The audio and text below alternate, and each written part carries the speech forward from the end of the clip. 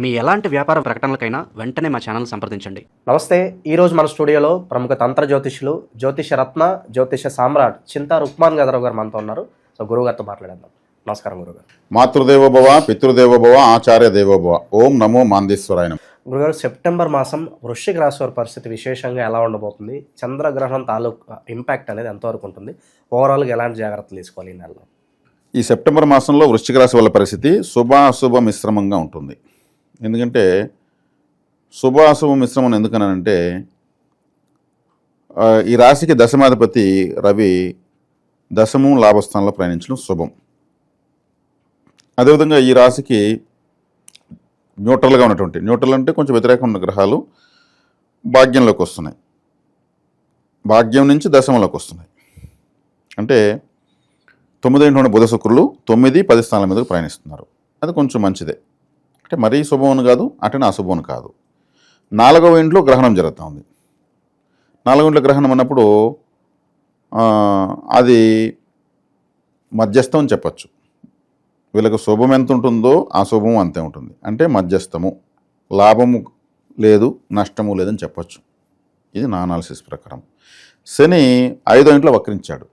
5వ ఇంట్లో వక్రించడం అంటే ఏముంది? శనేశ్వరుడు అదృష్ట స్థానము. అంటే వీళ్ళ పిల్లలకు సంబంధించినటువంటి అనారోగ్యాలు, లేదా వాళ్ళ చదువులకు సంబంధించి, లేదు వీళ్ళ పిల్లల కోసం కొత్తగా పెళ్ళైన వాళ్ళు ప్రయత్నించేసిన ప్రయత్నాలు, ఇటువంటివన్నీ కొంచెం ఖర్చులతో కూడుకుంటాయి, కొన్ని విఫలమవుతాయి. అంటే పంచమ స్థానం అంటే 5వ ఇల్లు. 5వ ఇంటి వాడు గురువు 8లో ఉన్నాడు, అష్టమంలో ఉన్నాడు. ఆయన పంచమాధిపతి అష్టమంలో ఉండడం మంచిది కాదు. అదే పంచమంలో ఉన్నటువంటి గ్రహం శనేశ్వరుడు వక్రించాడు. కాబట్టి అదృష్ట స్థానం, కులదేవత, తాతగారు. ఈ సమయంలో వీళ్ళకి ఎవరైనా తాతగారు ఉంటే ఆయన పరమపదించేదానికి అవకాశం ఉంటుంది. ఆయుష్కారకుడు శని 5వ స్థానంలో, తాతగారు అనేటువంటి స్థానంలో వక్రించాడు. కాబట్టి అదే 5వ స్థానాధిపతి అష్టమంలో ఆయుష్ స్థానంలో ఉన్నాడు. కాబట్టి తాతలు తత్సంబంధమైనటువంటి బంధుకారకత్వం వాళ్ళకు అరిష్టము, అనారోగ్యము, వాళ్ళ వయసు రీత్యా చనిపోవడానికి అటువంటి వాటికి అవకాశాలు ఉంటాయి. శుభ అశుభ ఫలితాలు మనం అనుకున్నాం. సో శుభ ఫలితాల విషయానికి వచ్చేసరికి విశేషంగా ఏం జరగబోతుంది అంటారు? శుభ ఫలితాలకు వచ్చేకాడికి వీళ్ళకి ఫస్ట్ ధీమా పెరుగుతుంది. ఏదన్నా చేసేస్తాం, నా వల్ల అన్నీ అవుతాయి, నేను అన్నీ చేస్తాను, నాకు తెలియదు లేదు. ఎందుకంటే రవి లాభంలోకి వస్తున్నాడు. రవి లాభంలోకి వచ్చినప్పుడు ప్రభుత్వ గ్రహము, రాజుకు ధీమా ఎక్కువ కదా, ఇప్పుడు కూడా హుందాగానే ఉంటాడు. రవి ఈ గ్రహానికి, ఈ రాశికి దశమాధిపతి ప్లస్ శుభగ్రహం. వృశ్చిక రాశికి రవి దశమ కేంద్రాధిపతి. కాబట్టి వీళ్ళకు సహజంగానే వీళ్ళపైన వీళ్ళకి నమ్మకం ఎక్కువ, ధీమా ఎక్కువ, మాట తీరంతా కూడా భయపడకుండా ఉంటుంది. ఇలా ఉంటుంది వీళ్ళ స్వభావం. కాబట్టి ఆ ధీమా ఎక్కువ ఉంది. ఆ ధీమాకు తినంటే ఫలితాలు వస్తాయి. రవిగ్రహము 11వ స్థానం అంటే లాభస్థానము. అంటే అన్ని విషయాల్లో లాభాలని అర్థం. అక్కడికి ఆయన ఓపెన్ ప్లానెట్. రవి గ్రహం తెలియని వాళ్ళు లేరు. కాబట్టి ఆయన వస్తున్నాడు కాబట్టి ఫోకస్ అవుతారు. ఇంకా శుభస్థానం, మనం చెడు ఫలితాలు కొంచెం చెప్పుకున్నాం. ఇంకా భాగ్యంలోకి బుధ శుక్రులు వస్తున్నారు. బుధుడు శుక్రుడు అన్నప్పుడు, శుక్రుడు అంటే భార్య, బుధుడు అంటే వీళ్ళకు మేనమామ వస్తాడు, మేనత్త వస్తుంది, వాళ్ళ ద్వారా బెనిఫిట్. బుధుడు అంటే డాక్యుమెంట్స్ వీళ్ళకి ఏదైనా పెండింగ్ ఉన్నా, కరెక్షన్స్ ఉన్నా, మిస్టేక్స్ ఉన్నా అవన్నీ కరెక్ట్ చేసుకోవచ్చు. భార్య ఏదైనా ఉద్యోగంలో ఉంటే ప్రమోషన్ రావచ్చు, లేదా ఉద్యోగం లేకపోతే ఉద్యోగం రావచ్చు. ఎందుకంటే వృత్తి కర్మస్థానాలకు వస్తాను కాబట్టి. భార్య తరపు కుటుంబాలకు సంబంధించిన వివాహాలు, శుభకార్యాలకంతా శుక్రుడు నన్ను అడిగితే నేను చెప్తానంటే, గురువు కన్నా శుభకార్యాలకు శుక్రుడిని నేను ఎక్కువ ప్రాధాన్యత తీసుకుంటాం. మాకు ఎక్కువ ప్రూవ్ అయింది. ఆయన కర్మస్థానంలోకి వచ్చాడు కాబట్టి భార్య తరపు బంధువులకు ఇళ్లలో శుభకార్యాలు జరగడము, దానికి వీళ్ళ సహకారము, వీళ్ళ సపోర్ట్తో తీసుకోవడము లాంటివి అంతా జరుగుతాయి. బంధువుల్లో గుర్తింపు అని అర్థం. ఇక్కడ వీళ్ళే సెంటర్ ఆఫ్ అట్రాక్షన్. బంధువుల గుర్తింపు, సహాయ సహకారాలు వీళ్ళకి లేకపోయినా ఇంకొకరు చేస్తారనమాట. వీళ్ళు సమాజంలో పేరు, మర్యాద, గుర్తింపు వీటి పరిస్థితి ఏంటంటే ఖచ్చితంగా ఉంటాయి. ఎందుకంటే ప్రతిష్ట అనే గ్రహమే పేరు ప్రతిష్టలు, పొగడ్తలు, పదవులు, ఎప్పుడు పేరు ప్రతిష్టల కోసమే పాకులాడే గ్రహం రవిగ్రహం లాభంలోకి ఉంది. ఆటోమేటిక్గా వీళ్ళకు వస్తాయి. వీళ్ళ పనులు కాకపోయినా వీళ్ళు ఇంకొకరికి బాగా ఉపయోగపడతారు. ఇప్పుడు నా పని నేను కూడా కావడం లేదు, ఇంకొకరికి అయితే నేను ఎంతమందిగా చేస్తున్నాను అంటుంటారు. అదంతా ఇట్లాంటి గ్రహస్థితి ఉన్న వాళ్ళే అవుతుంది. కాబట్టి వృశ్చిక రాశి వాళ్ళకు ఒకంత విచారమైన మరెన్నో విధాలుగా బెనిఫిట్ ఉంది. వీళ్ళు పరిహారాలు చేసుకోగలిగితే చంద్రగ్రహణ ప్రభావం కూడా పనిచేయదు.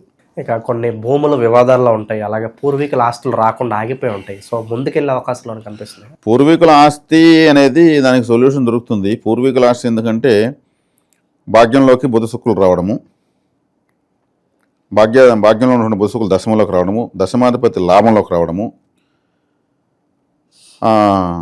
ఇవన్నీ కొంచెం సానుకూలంగానే ఉన్నాయి. వీళ్ళు ప్రయత్నపూర్వకంగా ఇప్పుడు ప్రయత్నిస్తే అటువంటి ఒక దారికి వస్తాయి. కొంత టైం పడుతుంది. అటైతే ఈ 4వ ఇంట్లో చంద్ర రాహువుల యొక్క స్థితి అంత మంచిది కాదు.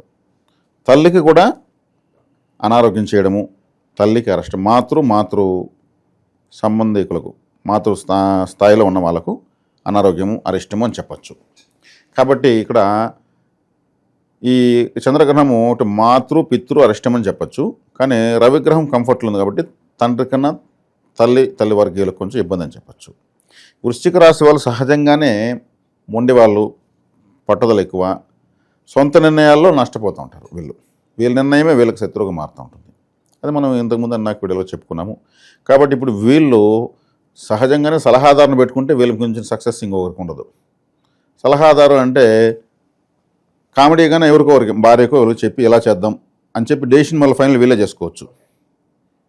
ఒక మాట అవతల చెవులు వేసి సరే ఇలా చేద్దాం, ఎలా చేద్దాం అని చెప్పి ఇలా చేద్దాం అని వీళ్ళు డెసిషన్ తీసుకోవచ్చు. వాళ్ళు ఏదైనా చెప్పినా నిర్ణయం మారదు. వాళ్ళ నిర్ణయాలు వాళ్ళు నష్టపోతూ ఉంటారు. దాన్ని చెప్తే కూడా నేను చాలా మందికి నవ్వుతూ ఉంటారు. నిజమేనండి, మేము డెసిషన్లు అలా తీసుకుంటాం, వేగంగా తీసుకునేస్తారు, ఫాస్ట్గా తీసుకుంటారు, డైరెక్ట్గా తీసుకుంటారు. కానీ ఒక్కొక్కసారి వీళ్ళకి కొట్టిందంటే జాక్పాట్లాగా తగులుతుంది. వీళ్ళ డెసిషన్కి రిజల్ట్ అలా వస్తుంది. అన్నిసార్లు అలా ఉంటుంది అనుకునేసి వీళ్ళు కొంచెం నష్టపోయేదానికి అవకాశం ఉంటుంది. కాబట్టి ఈ సమయంలో రవి లాభంలోకి రావడం మంచిది, బుధ శుక్రులు 9-10 స్థానాల రావడం మంచిది.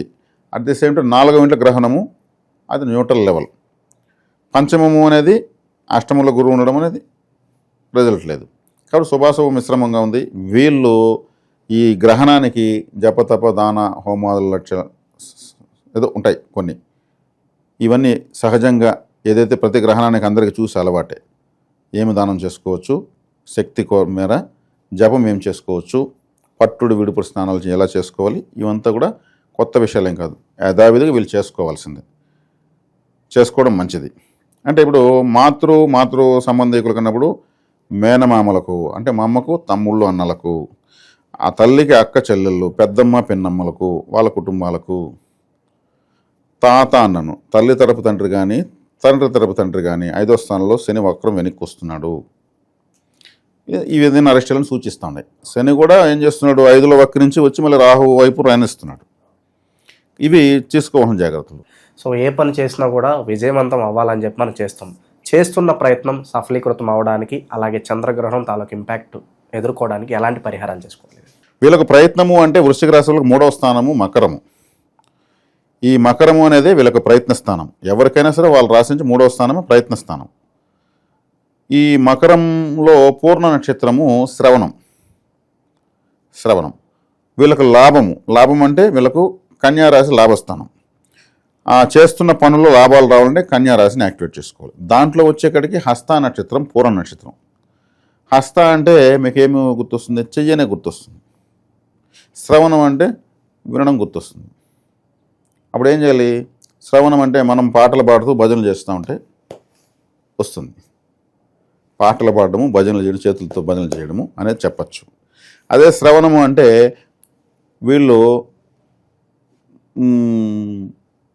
వీళ్ళ మాట ద్వారా ఎవరికైనా మాట సాయం, మాటను కూడా వినిపించాల్సిందే కదా. నా తరపున మాట్లాడిన ఒకే ఒక వ్యక్తి నువ్వు కానీ మాట్లాడకపోతే ఆ రోజు నటి బజలో నా పరువు పోయేది, నువ్వు ఒక్కడే ఈ ప్రపంచంలో నాకు వచ్చి మాట్లాడింది గట్టిగా నిలబడి అందరినీ డామినేట్ చేసి అటు మాట సహాయం వీళ్ళు చేయాలి. అదేవిధంగా పావురాలకు గింజలు వేయచ్చు. అది కమ్యూనికేషన్ బర్డ్, కమ్యూనికేషన్ చేస్తుంది. ప్రాచీన కాలంలో రాజులకు వర్తమానాలు, ప్రేమికులకు ప్రేమలేఖలు, తంతి తపాల కార్యక్రమం మొత్తం అదే చేస్తూ ఉంది. ఇప్పుడు కూడా కొన్ని చిన్న చిన్న దేశాలు ఇప్పుడు కూడా పావురాలతో పోస్టల్ డిపార్ట్మెంట్ నడిపిస్తున్నారు. కమ్యూనికేషన్. అందుకే చాలామంది సిటీస్లో గింజలు వేసే కొద్దికి వాళ్ళకి అన్నీ చేసే ప్రయత్నం సక్సెస్ అవుతూ ఉంటాయి. వాళ్ళు ఎవరు చెప్పరు. ప్రతిరోజు వస్తారు, 1 కేజీలు 2 కేజీలు గింజలు వేసేసి పావురాలకు వెళ్తూ ఉంటారు. వాళ్ళ సక్సెస్ వాళ్ళకే తెలుస్తుంది. వీళ్ళు ఆ పని చేయొచ్చు. ఎందుకంటే వీళ్ళు సొంత నిర్ణయంలో ఫెయిల్యూర్ అయిపోతుందని చెప్పాను. ఈ పరిహారం ప్రతి రాశి వాళ్ళు చేసుకోవచ్చు. కానీ వృశ్చిక రాశి వాళ్ళు ఎవరు చేసినా చేయకుండా చేయాలి. వీళ్ళు చేసే సొంత నిర్ణయాలు సొంత ప్రయత్నాలు నష్టపోతారు కాబట్టి, అటువంటి ఏకైక రాశి కాబట్టి. కానీ హార్ట్ఫుల్గా చేస్తారు, నిజాయితీగా చేస్తారు. మళ్ళీ ఎంత ప్రేమ ఉంటుందో అంత కోపం ఉంటుంది వీళ్ళకు, అంతే స్థాయిలో ప్రేమ ఉంటుంది. ప్రేమానురాగాలు రెండు ఉంటాయి వీళ్ళకు. కానీ వీళ్ళ యొక్క కోపమే అవతలాలు కనిపిస్తుంది, వీళ్ళ యొక్క సహృదయం కనిపించదు. కాబట్టి ఇటువంటి పరిహారాలు చేయొచ్చు. లాభస్థానంలో హస్త నక్షత్రము వీళ్ళకు లాభ నక్షత్రం, నడ నక్షత్రములు కాబట్టి హస్త అంటే ఏమంటే చేతులు కాబట్టి సూర్య నమస్కారాలు చేయాలి. సూర్య నమస్కారాలు ప్రతిరోజు వీళ్ళు చేసే కొద్దికి వీళ్ళ లాభాలు పెరుగుతాయి. ఇతరులకు మాట సహాయం చేయడం వల్ల అర్థం చెప్పాననేసి దేనికి పడితే దానికి ఇవ్వకూడదు. నిజంగా న్యాయమైనటువంటి విషయాలకు వీళ్ళు నిలబడి వీళ్ళని అడగకపోయినా వీళ్ళు ముందుకొచ్చి మాట్లాడి సహాయం చేయడం వల్ల వీళ్ళ ప్రయత్నాలు, ఇతరుల ప్రయత్నాలకు వీళ్ళు సహకరిస్తే వీళ్ళ ప్రయత్నాలు సక్సెస్ అవుతాయి. ఈ సమాజంలో తోడ్పాటు అంటారు, ఇతరులకు తోడ్పడడం వల్ల. అట్టనే సమాజంలో పూర్తిగా లీనమైపోయి కురుకుపోమని చెప్పడం లేదు. పరిశీలించి ఇప్పుడు అపాత్ర దానం చేయకూడదు అంటారు, అంటే అర్హత లేని వాడికి సహాయం చేయకూడదు, దానం చేయకూడదు అంటారు. ఖచ్చితంగా దానం చేయాలనే అర్హత ఉన్న వాడికే చేయాలి. అలా అపాత్ర సహాయం, మాట సహాయం చేయకూడదు, అది చేయాల్సినటువంటి. అదేవిధంగా ఆలయాల్లో మన కరెంటు బిల్ కట్టచ్చు. వీళ్ళు ఆలయానికి కరెంటు బిల్ కడితే కూడా వీళ్ళకు కమ్యూనికేషన్ పెరుగుతుంది, చేసే ప్రయత్నాలు సక్సెస్ అవుతాయి. ఇది అద్భుతమైన పరిహారం. ఈ ఆలయానికి కరెంటు బిల్లు కడితే చేసే ప్రయత్నాలు సక్సెస్ చెప్పిన వాళ్ళు ఎవరు లేరు. ఏదన్నా వస్తువులు ఇమ్మంటారు సాధారణ. చాలా పవర్ఫుల్. టెంపుల్కి కరెంటు బిల్లు కట్టడం లేదు, టెంపుల్లో ఏదైనా ఎలక్ట్రిక్ ప్రాబ్లం వస్తే వీళ్ళకి కానీ తెలిస్తే నేను చేయించిస్తాను, అక్కడి నుంచి కూడా ఒక వైర్ నేను వేయిస్తా, 4 లైట్లు వేసిస్తాను అనే చేయొచ్చు. టెంపుల్లో కమ్యూనికేషన్ సిస్టమ్ని రెడీ చేయడం వల్ల వీళ్ళకు అద్భుతమైన ఫలితం ఉంటుంది. సూర్య నమస్కారాలు ఖచ్చితంగా చేయాలి. వీళ్ళు చేసే కొద్దికి లాభాలు పెరుగుతూనే ఉంటాయి. ఇది ఈ తాత్కాలికమైన మాస ఫలితం కాదు, జీవిత ఫలితం. వృశ్చిక రాశి వాళ్ళు లైఫ్ టైం ఈ రెండు చేసుకుంటూ ఉంటే చేసే ప్రయత్నాలు బాగుండే, లాభాలు బాగుంటే మళ్ళీ జాతకం దశాభుక్తులు ఎందుకు? ఇప్పుడు మనం మాస ఫలితాలు అనేటువంటి ఒక అద్భుత అవకాశాన్ని తీసుకుని మన యొక్క చూస్తున్నటువంటి వీక్షకులకు జీవిత ఫలాన్ని చెప్పేటువంటి అదృష్టం భగవంతుడు మనకి ఇచ్చాడని మనం తృప్తిగా చెప్తున్నాం. వృశ్చిక రాశి ప్రతి రాశి వాళ్ళకి ఇది చెప్తున్నాం. దీన్ని ఆచరణలో పెట్టుకుంటే వాళ్ళకి తెలుస్తుంది. అబ్బా ఇది చేసిన 1 సంవత్సరం రోజుల్లో నాకు ఎన్ని పనులు జరిగాయి అనుకుంటారు. నా ప్రయత్నాలను సక్సెస్ అయినాయి, దానివల్ల ఇంత మిగిలిందంటారు. అదే చాలా పుణ్యం మనకు. ఓవరాల్గా సెప్టెంబర్ మాసంలో వృశ్చిక రాశి వారి పరిస్థితి ఏ విధంగా ఉండిపోతుంది, ఎలాంటి పరిహారాలు చేసుకోవాలి, అద్భుతంగా వివరించారు. ధన్యవాదాలు. ధన్యవాదాలు.